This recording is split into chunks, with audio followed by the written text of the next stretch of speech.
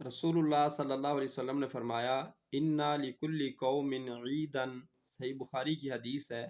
کہ ہر قوم کے لیے اللہ تعالیٰ نے ایک عید مقرر کی ہے۔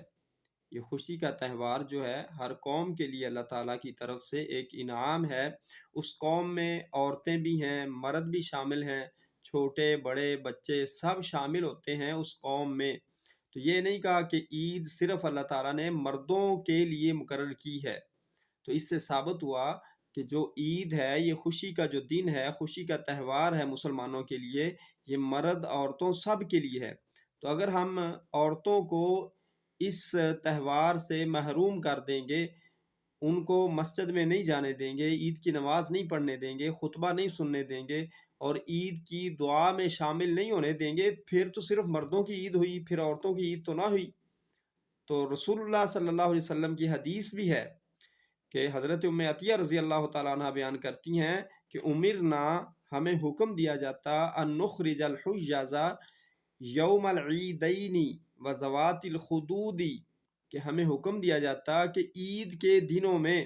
ہم جو بالغ عورتیں ہیں ان کو اپنے گھروں سے نکالیں، فیشہدن جماعت المسلمین، وہ مسلمانوں کی جہاں پہ جماعت ہے، جہاں پہ عید ہو رہی ہے، عیدگاہ میں وہ شامل ہوں، ودعوتہن، اور ان کی دعا میں شامل ہوں، وَيَعْتَزِلُوا الْحُجَّازُ عَنْ مُصَلَّاهُنَّ،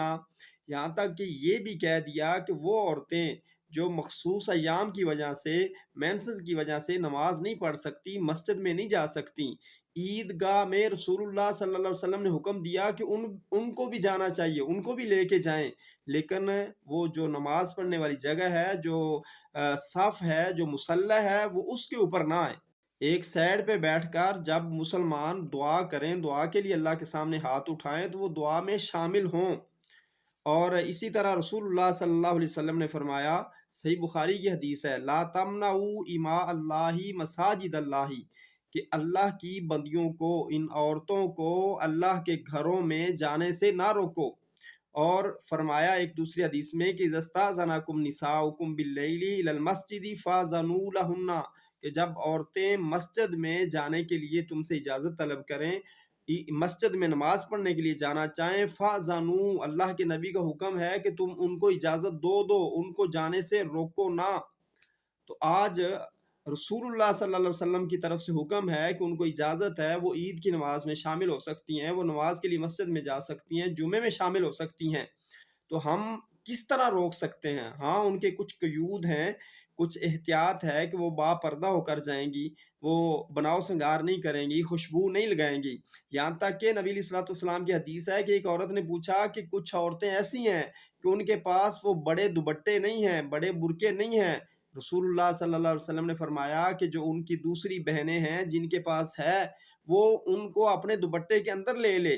ان کو اپنے دوپٹے میں، اپنے پردے میں چھپا لے کے اس کو بھی جانا ہے۔ اس وقت یہ حالات تھے، پھر بھی رسول اللہ صلی اللہ علیہ وسلم ان کو کہہ رہے ہیں کہ مسجد میں لے کے آنا ہے۔ اب تو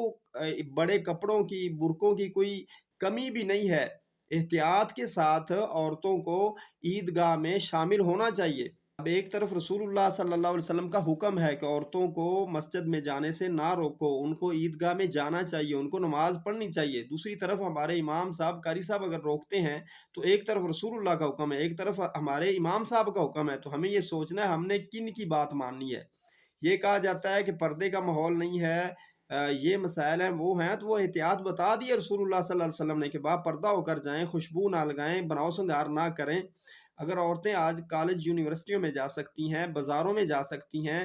میرج ہال میں جا سکتی ہیں، تو یہ اللہ کے جو گھر ہیں، جو اللہ کی طرف اللہ کے قریب کرتے ہیں، جدھر اللہ کا قرآن سنایا جاتا ہے، پیارے محبوب صلی اللہ علیہ وسلم کا فرمان سنایا جاتا ہے، بندہ دین کی طرف آتا ہے، دین کے قریب ہوتا ہے، ادھر جانے سے ہم روکتے ہیں۔ دنیا کے باقی سارے معاملات چل رہے ہیں، ادھر کسی کا فتویٰ نہیں ہوتا کہ ادھر نہیں جانا چاہیے۔